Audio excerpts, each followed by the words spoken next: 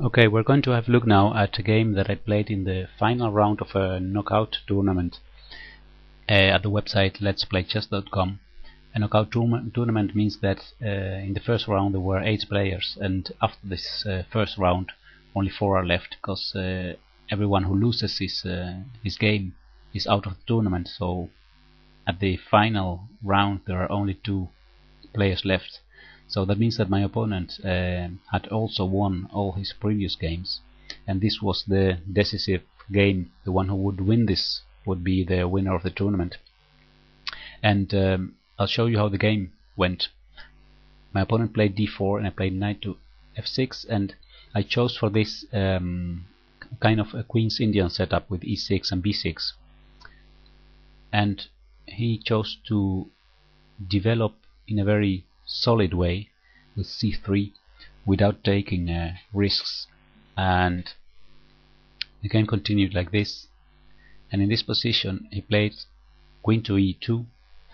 Of course the idea is to advance his e-pawn, because the trouble in the white position is this bishop on c1 that is not developed, and it's very difficult to develop it if this pawn structure stays like this. So white must try to play e4. I reacted by playing d5 to have more influence on this d4 square, and he played e4 anyway. I took now first on d4, c takes d4, c takes d4, and now I took on e4. And after taking with the knight, I developed my last piece, knight to c6. Now we have now a position in which I gave him this isolated pawn, and the isolated queen's pawn is actually something that there is so much said and written about it, because it's a very interesting thing, the fact that this isolated d pawn can be a strength, but it can also be a weakness. It can be a strength in games when at a certain point the d pawn can be advanced safely, and then it can damage the pawn structure of black. But it can also be a weakness if it's a target. Now he continued with bishop to e3, and one of the things that I had learned, one of the rules to play against this isolated d pawn, is that it's a good thing to block it, like this, playing knight to d5. Here my opponent played something that I didn't expect. He played rook f to d1. I thought that he would play the more natural move, rook a to c1, putting the rook on this open c file, because rook f to d1, I'm not sure if this rook is well placed here, because this d pawn is blocked. So that's why I thought it was not a very good idea of white to play this. I continued with knight to b4, attacking his light square bishop, and he went with the bishop to b1. He didn't want to trade it, and he succeeds in that. But the other thing is that this rook on a1 is now trapped, so that's the other side of the story. I continued with normal positional moves like rook a to c8, putting my rook on the open file, and he went on with a3. And now here I was doubting about 2 moves. I decided to play my knight to c6, but the other option would be to play first knight takes e3, and after f takes e3, then go with my knight not to c6 but to d5. That would be a stronger place to have my bishop, my knight. But I didn't want him to solve his isolated pawn problem, so that's why I chose for knight to c6. Now queen d3 was played, putting the queen and the bishop in the same diagonal towards h7, so it's actually threatening, for example, knight to d6, attacking my rook and threatening also queen takes h7 mate. So to prevent this kind of tactics, I played g6.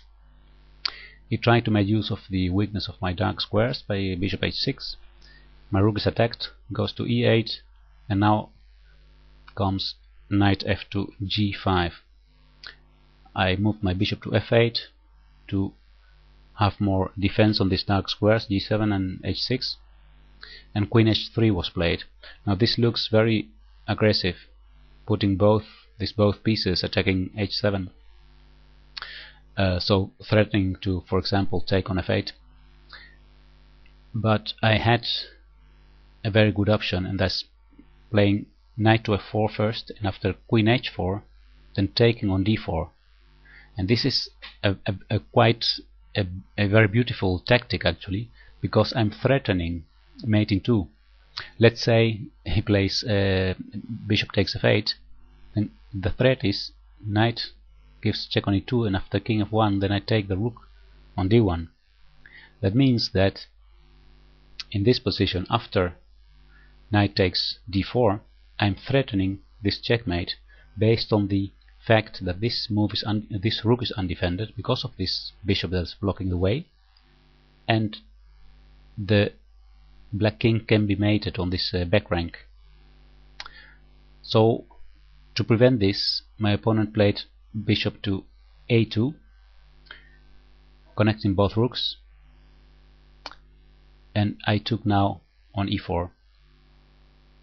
He took on f8, of course threatening checkmate on h7, so I cannot take back on f8, but I can play h5 first. Now he took here on d4. I gave this check on e2, and after that I took the rook back. And now we have this position in which I have won the exchange, and there are many undefended pieces. This bishop is undefended, this one is undefended, and now if the queen takes the bishop, then suddenly the g5 is also undefended. This knight cannot take the bishop, because then my queen can take his queen. So what he did now is he took with queen here. I took on g5, the undefended knight, then he took my knight on d4, that was undefended now, and I could take his bishop. So it was a big trade actually, and the result is that we have this position with more material for me, and I can activate all my pieces very easily. After rook e1 I played rook to d8, and then these two rooks are so strong together with my queen. He continued with queen to e4, and I played rook to c1, wanting to exchange all the heavy pieces, because if all the heavy pieces are exchanged, then the ending is won for me. He played f4, and I took on e1. He took back with the king, and then I went very safely with my queen to f6, also giving some extra support to e6, because I had the idea that his only chance for a draw would be in some positions to take on e6, sacrificing his bishop for 2 pawns and then trying to give it a perpetual check. But I don't think there was that possibility was there really. Anyway, he played now b4, and the game ended with queen to a1 check. And now he cannot. If he plays a rook to b1, then I simply exchange it, and I have a 1 ending. So the only other option is to put the bishop in between, and then comes a check on c3. And here he resigned, my opponent, because it's impossible to save the game now. Now the white king has become very vulnerable. Let's say he goes to e2, then there is rook d2 check, and you already can see that there is no other option for white than to go back to this back rank, king to f1, and then there follows a new check on c1, and after queen e1 then I play rook to d1, winning the queen. So that means that already here, when he resigned, it was absolutely hopeless. So this is the way I won this game, and I could call myself a winner of the knockout tournament. So I was very happy with this win. I hope you enjoyed the video, and I see you next time on YouTube. Thank you.